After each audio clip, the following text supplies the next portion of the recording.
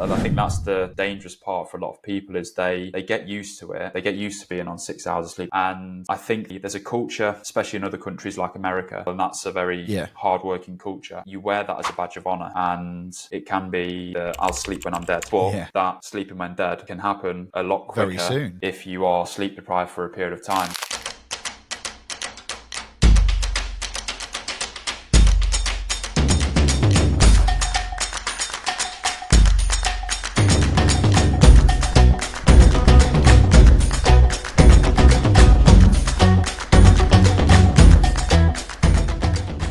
Ryan, 1 in 5 of people are not getting enough sleep, and 7.5 million of the UK get less than 5 hours sleep a night. So obviously we're not getting our sleep, and sleep is often overlooked in discussions about high performance, which is why we want to talk to you today.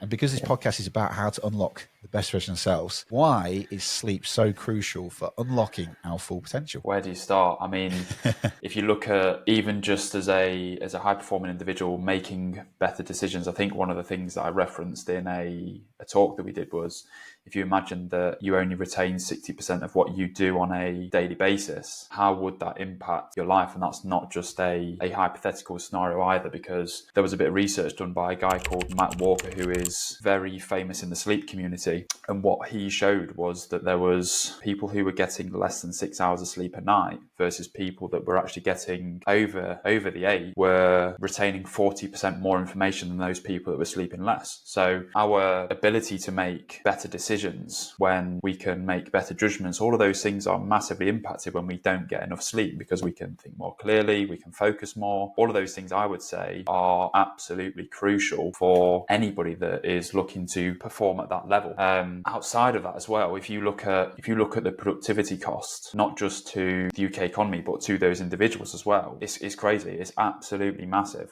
Sleep deprivation costs the UK economy around £40 billion every single year. But that's around £40 billion every single year, and that's about 1.86% of the country's total GDP. Why is it that much then? Why is that? Just because of people being sick, overwhelmed, burnt out, not getting enough sleep? Or it's that this study looked at a pool of people, and they had a load of metrics that was defining what was a productivity loss. And what they found was that the individual that is basically getting less than 6 hours of sleep per night versus the person that's getting 7 to 9 hours of sleep per night is losing about 6 working days a year, whether that's to absenteeism, whether that's to illness, whether that's to just working a little bit and not getting as much done in the time versus that other person. And that's only 6 days per year. If you are the person that is the leader in that business and you are managing a team of, say, 10 people, or even if you're in an organization where there is 250 staff, that really, really adds up. And I would say as well, a lot of startup businesses, if you've got yourself and maybe somebody else and you are doing everything at the moment, that massively impact what you can get done in the time, because time is one of our most valuable assets. And if you are trying to work harder but your body's simply not letting you because you are so sleep deprived, that can be it can have an impact on your business success as well. Yes, sleep has a massive impact on our productivity levels UK wide and also just as an individual. It also has a massive impact on our creativity. When you get enough sleep, your ability to form those creative connections are enhanced. Once you aren't sleeping properly, it can very quickly become sat there trying to think about something, your mind's not letting you do it. Sleep can have a massive impact on that as well. One of the most profound effects is definitely the health. If you look at people that are sleeping, I think it's less than 6 hours a night, they are 13% more likely to die prematurely than people that were getting somewhere between that 7 and 9 hours of sleep. Jeez. It's absolutely crazy. And I don't think people realise the impact on our health. And I always leave that point to the last because there's so many things. And again, listening to Matt Walker, one of the things that he was finding was that if you look at when the clocks go back and we lose an hour of sleep, there is a 24% increase in heart attacks that following Monday. Now, if you look at when the clocks... Jesus Christ, 24%? Because the clocks are going back. Wow. Because people are just staying up, being more productive, trying to be, or... I think it's more because, and we'll touch on this in a second, but when you're moving your body clock, that is not good, basically. So if we are moving that because we are trying to gain an hour here, lose an hour there, it's not good for what our bodies naturally want to do. That's that circadian rhythm thing that we'll touch on in a little bit. But I mean, just to kind of like round off the the health benefits as well. If you look at Arianna Huffington, who founder of the Huffington Post, out of her lack of sleep and the risk to her health, she actually created a company called Thrive Global, which is now one of the leading companies in the world for corporate well-being, corporate fitness, however you want to call that. When she was running the Huffington Post, she was working about 18 hours a day. And one day she decided to work from home, and she was checking her emails. Next thing she knew is that she basically passed out, woke up in a pool of blood. She got a broken cheekbone, and she'd had a load of tests around that time. The doctors had just simply come to the conclusion that she was exhausted. But if you think 18 hours a day, right, okay, so if she's working 18 hours a day, where's the time for sleep? Where's the time for eating? Where's the time for herself? And you can only do that for so long before something gives. And, you know, for her, that really was her turning point. The positive is that she's created an absolutely fantastic company. And there's a real counter thing with this one as well, Ryan, because I mean, like we're both business owners, entrepreneurs. A few years ago, and I'm not to slag him off at all, but I'm a big fan of his work, Gary Vee, and his kind of culture that kind of was enforced in the world was crush it, and just work, which is just, I mean, there are people out there that will absolutely smash that, like Arianna, 18 hours a day. But as you said, it's going to come to a point where something's going to give. So there's a misconception of this, surely. I mean, what's your thoughts on this with the whole crush it culture, work, hustle. You must get pissed off hearing that from your side of the business, right? What's your thoughts about this? It's difficult because I think, like you say, as a business owner, you have to do it all. So you very quickly get used to working longer hours than most people. But I would say that you don't actually realize the impacts that the lack of sleep or the stress is actually having on you until it kind of gets to that point. And you hear so many stories of people that burn out, that collapse, like Arianna Huffington, and you don't see it coming. That's the most dangerous part for a lot of people, is they get used to it. They get used to being on 6 hours of sleep. The amount of people that we speak to and they're not getting enough sleep. And I think there's a culture especially in this country, especially in other countries like America. I think Gary Vee, he was Russian as well, and that's a very hardworking culture. You wear that as a badge of honor, and it can be that I'll sleep when I'm dead. But sleeping when dead can happen a lot quicker very soon.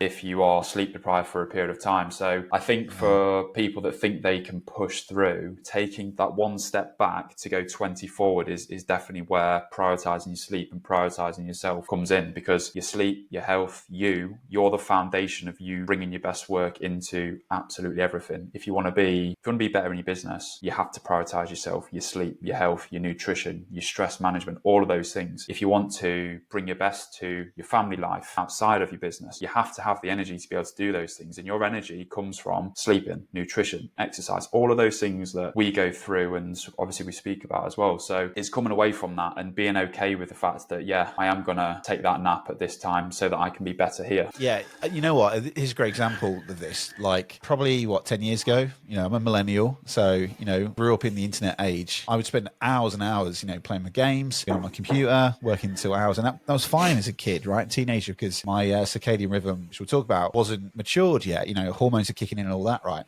Very soon, quickly, I've realised that can't happen anymore. I can't stay up late night. The other night, been on holiday and thought, great, I'm going to just got a bit of free time. My wife was putting Alma to bed. I'm going to just check my emails. I had 70 emails. Thought, great, let's do it. Then I start getting into that, I'm getting very hyper-focused. Let's do it. And I look at my watch and it's like 12:30 and I go, oh, crap. I knew that the next day I had to be daddy day because I have to Alma on a Monday, and it made me groggy as anything. When I weighed myself as well for fitness, I'd obviously not had anything too heavy, because the night before on the Saturday I had a massive big takeaway, quite carby. I felt still bloated because, again, I've not given my body enough rest for digestion, and I just felt utterly shit. And the worst thing to feel is when you've got a screaming tantrum 2-year-old and you feel like shit, then it kind of has a ripple effect. So let's just talk a little bit about this, because, okay, so we can't understand from Arianna Huffington and all these things that it's very important. So what's actually happening, Ryan, when I sleep? And yes, I need to get the average between 7 to 9 hours, roughly. 7 to 9 hours. Yeah, that's what the science will say. Yeah, that's what the science says. So what's actually happening when I'm sleeping? Because to me, let's go devil's advocate. I don't need to sleep, right? I'm a hustler. I'm going to work till night, right? I know that obviously that's not good, but what's actually happening in my body, and my mind, I guess, when I sleep. Well, when throughout the day we build up these things called beta amyloid, which is it's just a metabolic byproduct. Now, when we sleep, we flush that out. We flush it out, and it's almost like it's the if you imagine a night when you've not had good sleep, and then that probably has been another night of not sleeping, you'll notice this kind of like headache along here, and that's a couple of things. It's a buildup of the beta amyloid, but it's also a buildup of these things called adenosine, and I'll touch on that in a second. But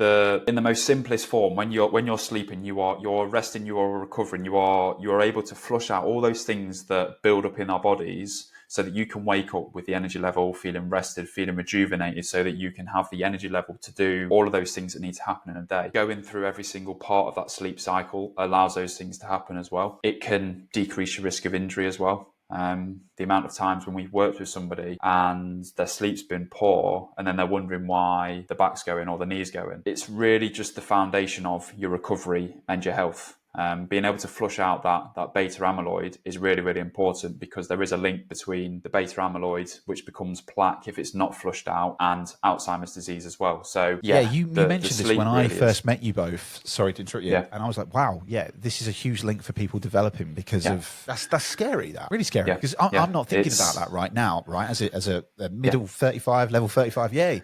I'm not thinking about that now, but compounding over time, the lack of sleep, when I want to retire and enjoy my life, could be massively impacted because of that sleep. That's scary. It really is. And it's when we work with somebody, the things compound and they get to that point and they're like, oh shit. Now that there might be something looming on the horizon, maybe it's a health scare, maybe they've seen what their parents have gone through. And sleep can be an amplifier for those things. It's not just about maybe overeating or not doing exercise, but if your sleep's not right, which I would say for a huge amount of the UK population, those health concerns can be amplified and can speed up. So sleep really it's the foundation of your health. When you sleep enough, you recover, which means you can wake up feeling restored, which means then you can bring your best to the next day, the next day, the next day. That's really interesting, isn't it? I mean, when you're saying that, I'm thinking of like a metaphor here of like, your teeth, brushing your teeth, right? We all learn to brush your teeth in the morning, brush your teeth at night, because all the sugar and all the crap we have builds up plaque, right? But we brush our teeth to keep our teeth clean. But we do not get told that at school or anything in life, do we? Because it's the same principle, isn't it? Why are we not putting that same focus towards our sleep? Because, great, going to brush your teeth so they're clean the next day. Okay. Well, let's do the same thing for our sleep. Make sure that we're rested, recovered, and get rid of all that plaque from the build-up of the day. That's really scary, isn't it? Wow. Yeah. And it's a really good analogy, that, and it's not something I've ever thought about myself. But if you think about your tooth health throughout the course of, say, the 20 years, if you don't brush your teeth, you can't undo what's happened from the day before. You've forgotten to brush your teeth. There's probably going to be some decay that's happened, whatever. And your sleep is exactly the same. We accrue this thing called sleep debt when we don't get enough sleep. You can't get that sleep debt. You can't get the sleep back. It's gone. It's happened. You can do your best to make sure the next night's good, but that's almost like it might be quite strong, but it's a nail in the coffin. What happens when you've accrued the sleep debt is, yes, you might spend longer in the deep sleep, which is the thing that helps you to feel rested and restored. But you still, that day where you've had 3 hours less sleep has still happened. You can't do anything about that. So it really is important to 95% of the time have those habits in place that go, I'm going to get enough sleep per day to optimize my health. Totally. And it's just like me with that example the other night, me feeling like it's going to be a productive night, 12:30 means the next day I'm great. But actually, I should have just gone to bed, had at least good, 7 or 8 hours, wake up early, feeling refreshed, maybe do some exercise, get some sunlight, and then start. And I could have done it in the morning feeling a lot refreshed, but I didn't. So this is really important. So we need to talk about this then, the whole circadian rhythm, because that, as you've mentioned before, has a massive impact into, you mentioned our body clocks and obviously just functionality for sleep. So let's just talk about it. So let's imagine devil's advocate. I'm a dummy, right? And the listeners, let's say they've never heard of this circadian rhythm. What are we on about, Ryan and Ricky?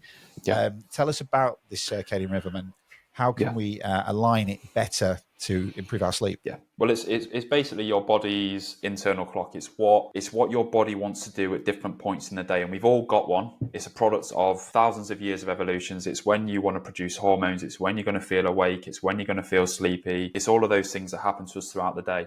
They're primarily affected by light and dark, day and night. I think probably one of the best examples really is if we imagine that, if you think about the modern day challenges of most of us, that probably get up in the mornings and the first thing we do when we wake up is we check our phones. Okay, right. And then we're within half an hour, we've probably had our first coffee. We've probably not had any sunlight because we're living in the UK and it's fairly dark most of the time in the mornings.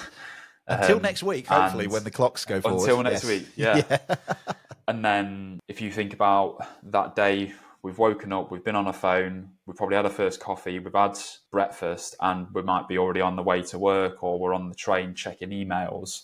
Yeah. And then we're getting that all day. And then we come home, and for business owners as well, those lines between work and personal life are completely blurred. You know, you take the work home, like you said, you work until 12 at night, and it's attention.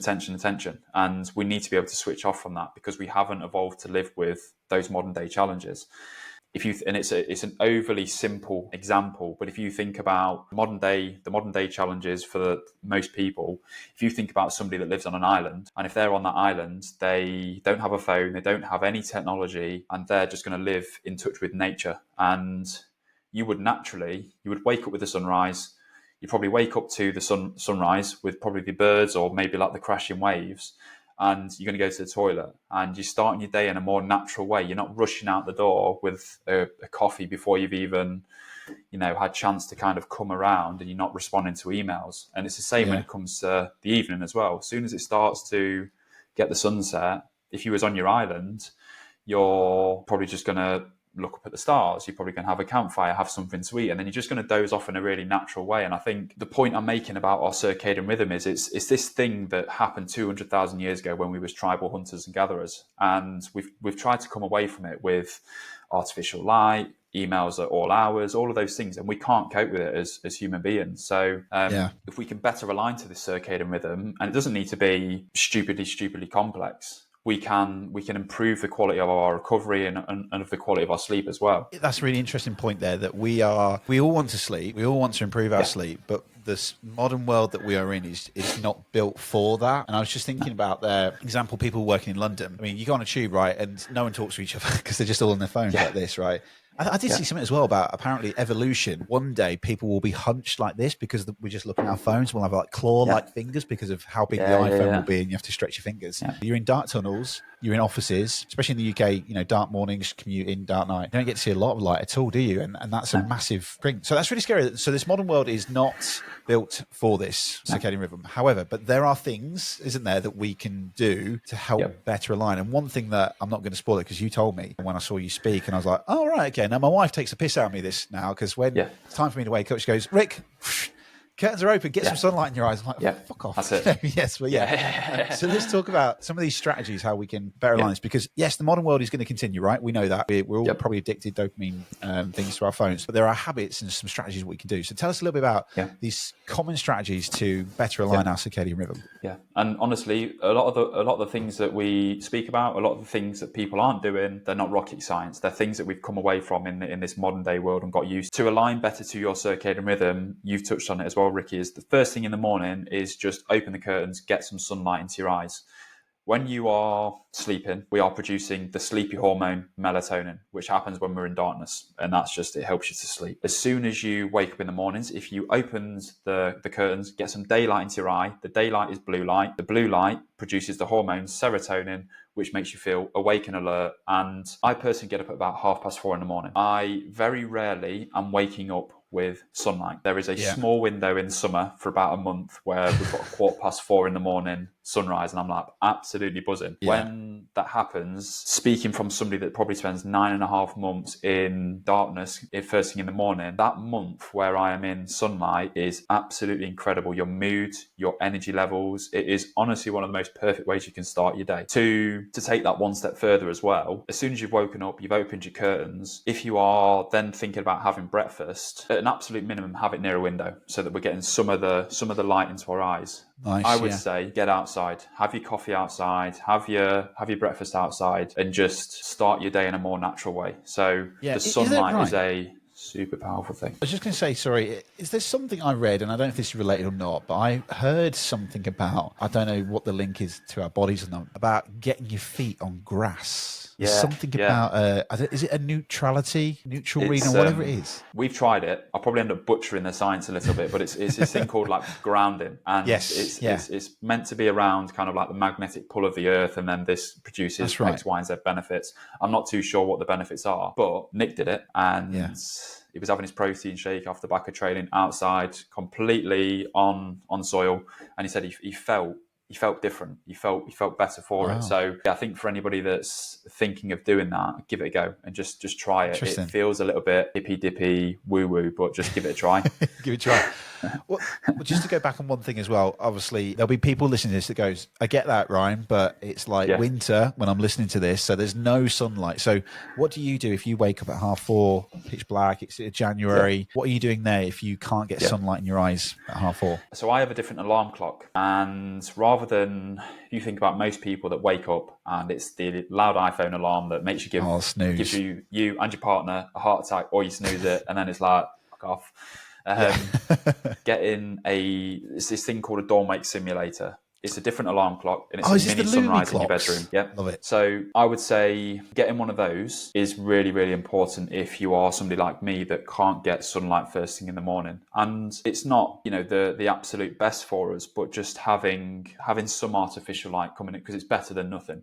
So if you are unable to get sunlight straight away, when you're having your breakfast, have the living room light on, the dining room light on, so that you're getting something. Right, nice. That's interesting. Yeah, I've got one of these, bought one a couple of years ago, and it's lovely. So for the listeners out there who don't know what these are, mine's it's like an egg, like a stretched egg kind of shape. Yeah. One, and I'll set my alarm, and then the light, it gradually comes on whilst I'm sleeping, from like a low yellowy light to then like a sunlight, and then at the time that's to set off, it's like this really nice sunshine light, and it really does. Yeah. I remember when I first used it, I went, wow, I feel so different waking up instead of the, like you said, the heart attack card, the alarm going off. A top tip as well, I also will put my phone, when I can, in the other room. So obviously then I have to use the Lumi alarm clock, so that goes off. But yeah, I love that. So anything else that we can do there? So obviously I'm going to open up the curtains. If it's not obviously summer or like spring, I might have to just use a Lumi clock or dining room light. So I've opened the light. What else would be next step? What about my phone? Because first thing I want to do is I want to check and see who's been liking my Instagram posts or who's been watching my YouTube videos, So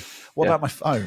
Is that like a key aspect in the morning? Yeah, I would personally say for most people, not going on your phone for the first 30 minutes. When you have just woken up, you're not in a state that's ready to take on, say, a complex task. I don't know if anybody that's listened to this has ever been in a situation like this before. I know I have. I've woken up, I've gone on my phone, and I replied to somebody. I've thought about that about 30, 40 minutes later and gone, why on earth did I say that? And you're not ready for that at that point. So if you can give yourself a window where you go, I'm not going to go on my phone for the first 30 minutes, and I'm going to give myself that time to come round, that can be really, really impactful as well. One thing that helps to get your mind into gear is just listen to some music, listen to a podcast, just something that starts to turn you on, ready for those more complex tasks that we take on later on in the day as well. Love that. And for the listeners out there, there's a good podcast called Unlocked, if you want to listen to that one as well.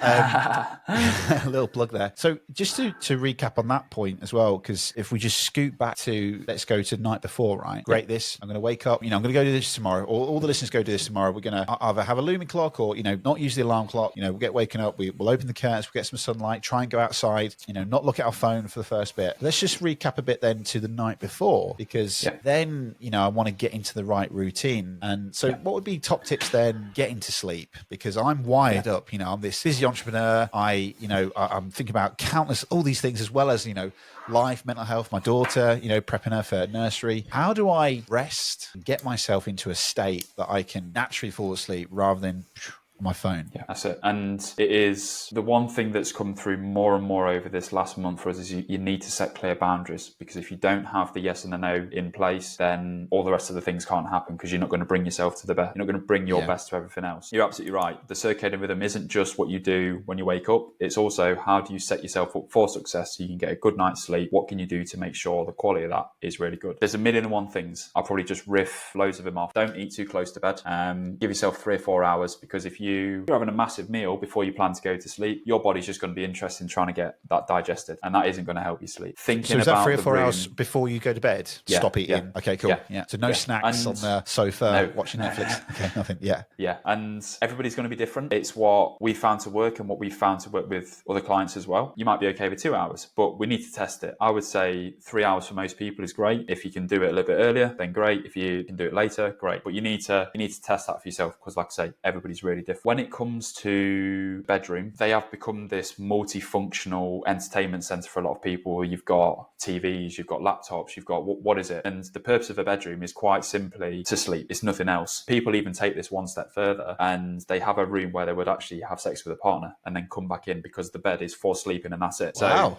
So, yeah. So thinking about the bedroom, it needs to be cool. So I was just going to say, I totally, when we moved into this house, first question I said is, where's the telly? There's no telly. We have a cupboard that's in front of the bed. And my wife's like, well, we're not going to have one then. I went, what? And actually, I mean, I do substitute it for my phone, but it does help actually.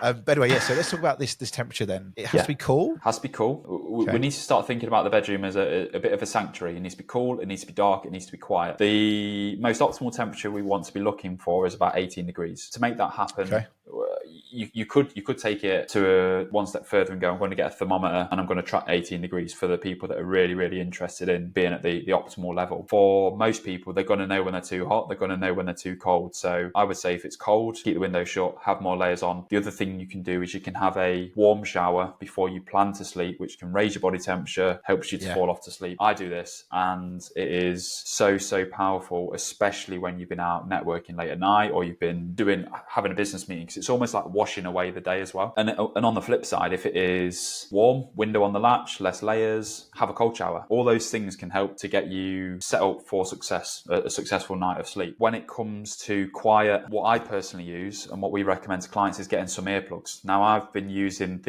I've actually got some here. These are what I use, literally just them. Brilliant. And so you'll just see hold that up again, Ryan. Hold that up again. So for viewers watching this on our YouTube channel, you can see them. Okay, cool. Yeah. So what are they? What brand are they? I don't know what the brand's called. But if you was to literally search on Amazon earplugs, you'll see the yellow ones, and they're in like a blue and yellow casing. And you get about 50, 60, 70 of them for £7. That can help to take away the noise, because the last thing you want is being woke up by your snoring partner or, the birds outside or police car, whatever it might be. So that really is you optimizing that environment for making it cool, making it dark, making it quiet, and having separation. So the bedroom is for sleeping, nothing else. So realistically, what do we actually need in there? Okay, so it's not a TV. It's not even, if you really want to take it a step further, no artwork on the wall, because that can keep the mind busy. There's no anything. It's just a bed with the absolute minimums. Yeah, interesting. And I was reading something up about this, about how my wife has mentioned this now, like we're coming up to the point where we need to change our mattress, because the mattress has a massive impact on it as well, doesn't it? Is it something like every 8 years or something?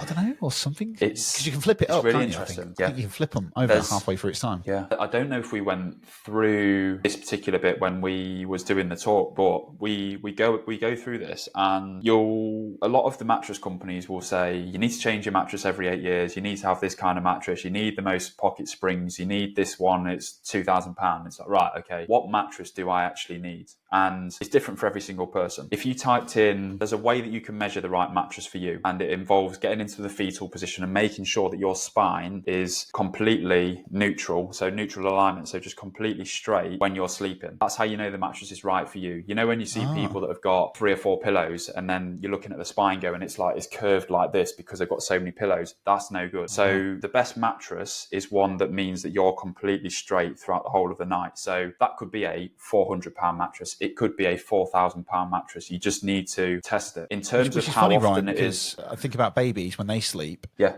they when they're a couple months old, they don't have a pillow because they're not allowed to anyway, just for Yeah, yeah, suffocation. yeah. But they just lay flat, or Yeah. there's less pillow there as well, which makes sense, Yeah. doesn't it? And babies get the best sleep Yeah. ever. Even though Yeah, I know, yeah. I think they haven't developed their circadian rhythm yet, have they? It takes a little while for it to mature, doesn't it? But that's why they're so It goes different. Yeah. yeah. Yeah. Wow, that's so interesting. I think I saw this on one of your YouTube videos, and you were so right about this. We will spend between 40, 50, 60K on a brand new car. New Tesla comes out. Wow, I want that car, Yeah. But we'll spend 100 quid, 200 quid on a cheap, shitty mattress. And then we complain on the thing that makes you live longer. Yeah, absolutely. Yeah. Yeah. When actually we should be investing more into Yeah. mattresses because the car's going to do nothing. It's going to be comfy, get you faster places, but you can't sleep in your car as much. So, No. yeah. And Okay, so we need to invest in a mattress then, a good one. It's going to align with our we do. spine in a neutral position. Cool. Yeah. Brilliant. Yeah. Brilliant. And knowing when to change that, I think is really important because a lot of people will say, oh, it's every 8 years. It might not be. It might be longer. It might be shorter. As soon as you're no longer in that position, that's when you know you need to change it. Brilliant. Okay, so we briefly touched about food, so I'm going to have like 2 or 3 hours as well. So the other thing, now I am a dad, right? Have you got kids, Ryan? I have not. You have not. Okay, you're living the dream then. Yay! Literally living the dream. There you go. There's the pun, isn't it? It sounds like dreaming. when I talk to people. Yeah, you are living the dream.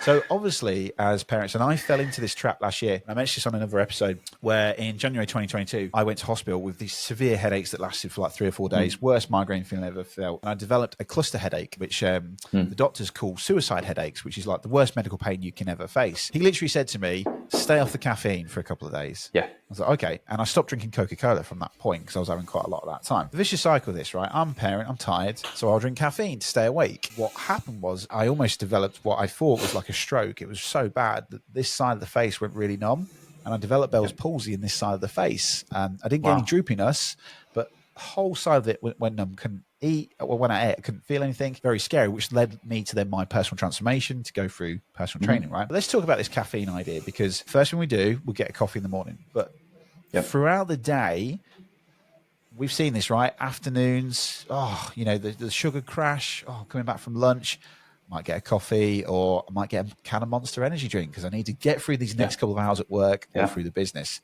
Let's talk about caffeine. When should I stop drinking or should I carry on drinking? What if I drink at like 9 o'clock at night before I go to bed? What's going to happen? For 99.9% of the population, they need to have a caffeine cutoff because caffeine has a half-life of around 5 hours. So what that basically means is whatever you have now, half of the amount will still be in your system 5 hours later. So if you was having coffee at say 2 in the afternoon, fast forward to 7 at night, you've still got half of that caffeine in your system. And I know how I feel when I've had caffeine. You are awake, you're alert, it can reduce your fatigue, you can be more productive. You don't want to be getting into bed with your mind running that marathon. It's ready to go in any moment. You need to come away from it. So we always recommend for most people, and again, we need to test it no later than midday for most people. That gives them enough time to get it out of their system. You've got the non-responders to caffeine, people that it doesn't matter what time they have it, they'll sleep great. And that is a very, very small percentage of people. But for most people, I had a very similar conversation this morning. And I said, I'm doing this podcast. And he's like, I really need to get some sleep. What do you recommend? And we got to caffeine and he's really good with his coffee. He has that in the day. And then he has decaf, which can, obviously there's no caffeine there or a very small amount. But he's having chocolate and people don't realize that. He's having chocolate at 7 at night. And it's like, okay, so how much chocolate are you having? Right, I'm having that much. There's that much caffeine in it. So 5 hours later, 1 in the morning, you've still got that much caffeine in your system. So that has a massive impact on our sleep for sure. So I may well be part of that 1% population. So last night I went to the gym. My wife did parenting. Yay. So she put my daughter away. So I was like, right, I'm going to go to the gym because tough day. Because of, like I said, I was up until 12:30. So I was absolutely shattered. So I thought, I'm going to go to the gym because that's going to make me feel good. I'm going to get rid of all that stress, get rid of some cortisol and all that. Now I had an energy drink at 7:30 at night, but I used it as a way to like get me through, because I was doing some real heavy lifting. So it got me through. But I went to bed last night about 10 o'clock, woke up this morning at 6:30, beautiful sleep. We obviously went to bed early because we're parents now, right? But I'm really focusing on practicing on doing this from obviously listening to your talk. But I could be that 1% then because I had an energy drink and I think it must have been 200 milligrams. So it's quite a high one, but I slept through. So weird. But is that just because maybe my body has adjusted to it, that it's become like a habit, or I am just lucky that I'm in that 1%? I'm guessing other people might not be able to. Yeah, I think if you was regularly doing that and you was getting to sleep okay, I would say, you're probably in that 0.00001% of people that don't respond. They have a higher tolerance to caffeine. and don't experience those effects. I would look at it and go, okay, well, what happened the day before? Was sleep good? Was it not? Yeah. How tired were we? Because I know for me, if I've not had a good night's sleep, I know the next night's sleep's probably going to be good as well. So it's one of those multifaceted responses where it could be a number of things. You could be the non-responder, could just be one of the few special ones. The lucky ones. And also there's, I mean, this is maybe a conversation, isn't it, from another episode, but like there's a placebo effect of it, of really, do I need the caffeine? No, because there's lots of things that I know as from a speaker, how I can control my state. You know, like we do lots of things where we teach like presenters and speakers to get into parasympathetic nervous system. Nasal breathing, diaphragmatic breathing. There are things that you can do to control your state, whereas the population is just hooked on this caffeine, right? So, okay, so great caffeine. Then I'm going to stop. I'm going to stop at a certain time, midday. That's where I'm going to stop now because I know we don't want that half-life to keep happening in my system. We know that obviously caffeine as well has a really bad impact with anxiety and mental health. So a lot of people hooked up on caffeine can lead to that. But also, what's the common links between a lack of sleep? And I know it probably sounds obvious here. I'm probably answering my own question here, but what's the common links here between mental health and a lack of sleep? I mean, for me, it's think about your experience when you've had a lack of sleep. I know I personally feel less resilient. I feel more agitated. I personally feel more anxious. You're not as nice to be around. You can't deal with things the way that you would normally deal with things. The concentration, all of those things are functions of not just our physical capabilities, but our mental capabilities as well. So I'd urge a lot of people to just think about how they're actually feeling when they wake up from a lack of sleep. You are increasing your risk of depression. You are increasing your risk of anxiety. You are less able to manage stress better. It's really, really impactful on our day-to-day lives, not just from a physical point of view, but also from a mental point of view as well. Yeah, for sure. Brilliant. There's so many things in this interview that we're going to take away, and obviously for the listeners to do as well. Think about our bedtime routine. Think about the morning routine. So I'm going to open the curtains, get some sunlight. We go outside, stay off the phone for the first maybe hour or two, and start aligning better my body clock, circadian rhythm. The impacts you've already told us about, obviously, is going to reduce that impact of beta amyloid. You know, we've got to start flushing that away. Some top tips as well about, you know, cool rooms and maybe having a shower before to help kind of wash away from the day as well. Obviously, parents will be listening to this as well going, yeah, that's great, Ryan, but, you know, we have kids, right? So I'm practicing this myself as well because I'm trying to be the best version of myself and, you know, do whatever I can the best I can. What would you say to, and you must get this, like elite athletes, performers, that parents, right? So there are things that we can do that are quite simple. So that there's things that I know from now, I can sort out my room. I can get rid of all the technology. You can do those set of things. Yeah. When you get like the child that has no circadian rhythm because they've not developed it yet, you know, they are crying through the night and you've got that lack of sleep. What would be some simple tips for any parents listening that they can start doing to improve their sleep? Yeah.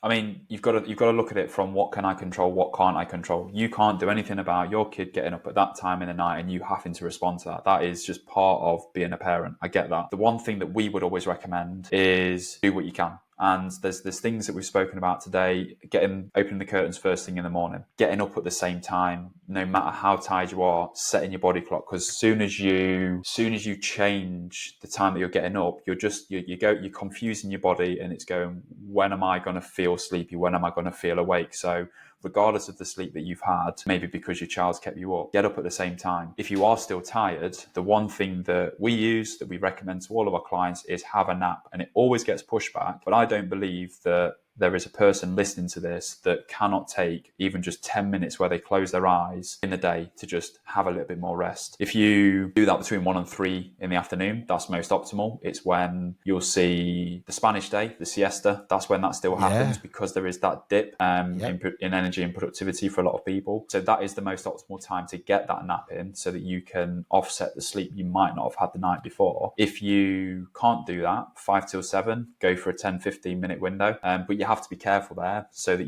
you still sleep the following night. So for a lot of the parents listening, being able to get up at the same time every single morning without fail and looking at that and going, that's when I'm going to get up regardless of the sleep I have or haven't had. Utilizing the nap, looking after yourself as well, because you can be way more resilient by looking after your nutrition. I know for me personally, when I've had 2 or 3 days where my sleep's not been great, I can still get through the day because of my health and because I look after myself, not just from a sleep point of view. So making sure you're focusing on a good quality diet, protein, fruits, vegetables, drinking plenty of water, doing some exercise as well. It doesn't need to be an hour and a half in the gym, 30 minutes of walking, 10 minutes of yoga in the morning, whatever fits your schedule and is realistic for you with all the rest of the responsibilities that you've got as well. And I think as well, just setting those boundaries, setting clear expectations, the amount of people that we work with, it's a limiting belief in a sense, because they don't believe that they can make those things happen. And it's like, are you joking, aren't you? There's no way that I'd be allowed to go and do that because I've got to do that. And it's like, but you haven't had that conversation with your partner or with whatever to go, this is what I need to do because of how I'm feeling, because this is impacting here, and here. So at this point, I'm going to have a 10-15 minute nap, and then you're going to have to look after the child or whatever. I think people doing that is really, really important to prioritize themselves, because you can't pour from a half empty cup. You need to fill that up. And your sleep, your health, your exercise, your nutrition, how you manage your stress is so crucial to that. It's cause and effect, isn't it? The people living at cause and effect here.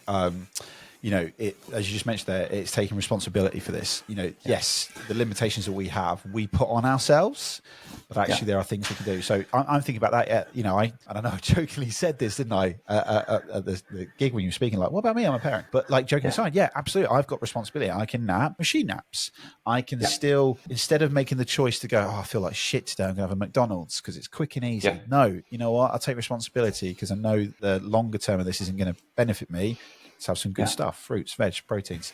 So it's about taking responsibility for that. So that's really great. So Ryan, there's so many things. We'll wrap up this now because it's been a fascinating conversation, and I'm going to go away and start improving my sleep.